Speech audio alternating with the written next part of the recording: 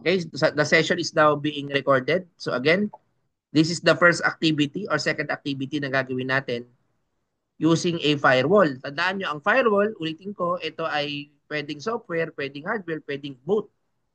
One of the job of that firewall is to monitor yung mga incoming, mga outgoing traffic, no? At hindi lang yun, guys, no? Hindi lang yun. Sabi ko nga, marami pa siyang pwedeng gamitin na later i-experiment natin, no? Using the packet tracer. Kaya ito yung gagawin natin,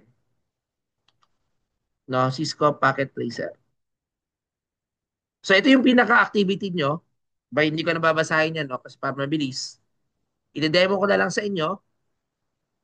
Then you will just follow yung instruction na nandyan. Nilagay ko naman nandyan yung instruction. Pero mas maganda, magawa natin siya ngayon, no?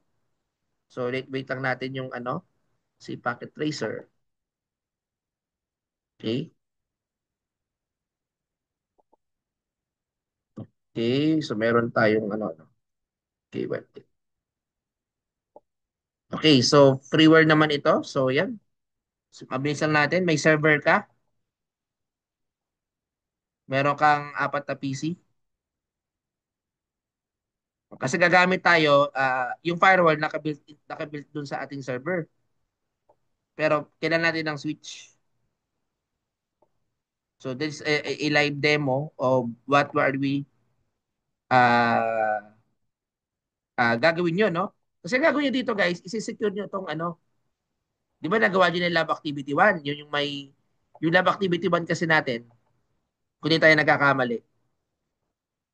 Yung unang-una na activity na in relation with that is you will call yung website. So halimbawa ito, kagaya nito. Okay, so halimbawa, no, lalagyan ko muna to ng lalagyan ko muna to ng IP. So let's say 1.0.0.2. Okay. So take note. Ito yung 1.0.0.1. Lalagyan ko muna ito, no. 1.0.1. Ayan. Tapos 2 ito ay 3. So nilagyan ko muna isa-isa.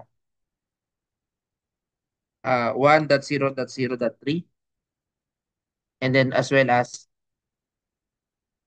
ito yung 1.0.0.4.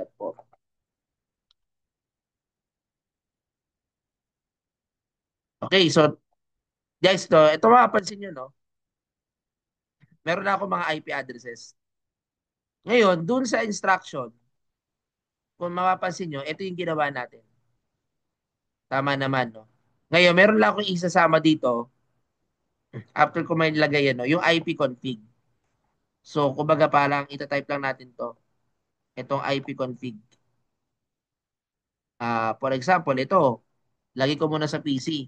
Sa mga PC desktop natin gagawin. Okay, so gagawin ko muna, punta ko dito. Okay, close ko lang ito, punta ako sa command prompt.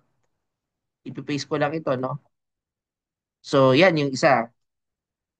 Tapos ito, gagawin natin dito, papalitan lang natin ng konti. Ito naman ay dot 2. Okay, so dot 3 na to, no? So dot 3. Okay, tapos 255.0.0.0. Okay, so ano pa? Meron din tayong ganito.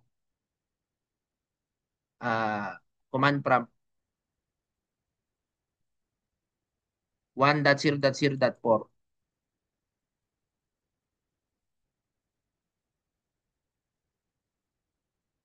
Ayan, no? So yan yung Ngayon, kapag nagawa mo na siya, papasok ka dun sa server. Close mo to. Punta ka dun sa IPv4. Ito na kasi yung firewall na naka-install sa atin. I-on mo yung services. Ah, ito yung mga protocols lang, di ba? May IP protocol, ICMP. So, lagi ko muna yung ICMP. Tapos, i-allow ko muna, no? Sa remote IP, 0.0.0 muna. Yung wildcard mask, yan yung pag minanis mo ng 255. Kaya 0 minus 255 is 255. Ayan. Tapos, i-add mo ito. Okay. Next, mag-add pa tayo ng panibagong protocol, IP lang. Tapos ito ay allow. Similar, 0.0.0.0, then 255.255.255.255. So, i-add mo lang ito. So, ngayon guys, no? Ngayon, dahil naka-allow ako, pwede ako mag-check gamit ang aking web browser. Naalala nyo yung web serve, kung naalala nyo yung ano, yung magpaano tayo gumawa ng website, ang gagawin natin is ganito. Ayan. So, mapapansin yung nako-call ko.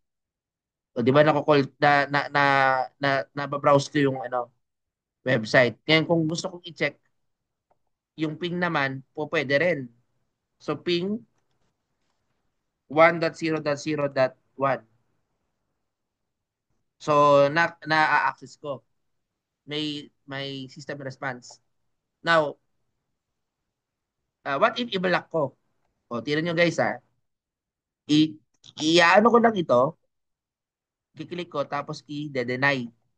Kasi ang purpose ito is mag-allow, mag-deny ng mga services. Which is, ginagawa lang hacker, denial of service. Ngayon, isi-save ko lang. So, mapapansin nyo, nakadeny yung action. Tingnan natin kung maano ko pa. O yung ano muna pala, yung IP muna. Okay, yung IP din, hindi na ay ano ko man, tingnan ko muna yung command prompt kung makakakonek ako. Kung makakakonek ako, no?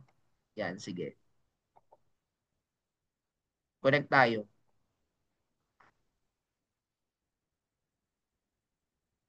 Okay, so nakakaano pa. So, i-deny muna natin tong ano.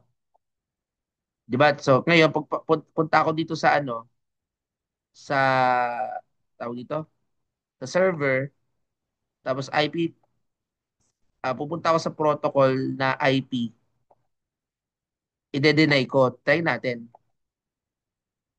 Tapos, isi-save natin. So, naka-deny. Check natin kung ma-access to. O, dito muna tayo sa browser.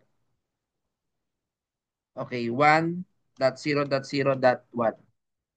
So, hindi na. Ayaw na. O, nag-enter ako dyan ha. Hindi ko na siya ma-access. Try natin dito sa ano, sa baba. Yung command prompt. Kanina nag-ano eh, nagko-continue eh.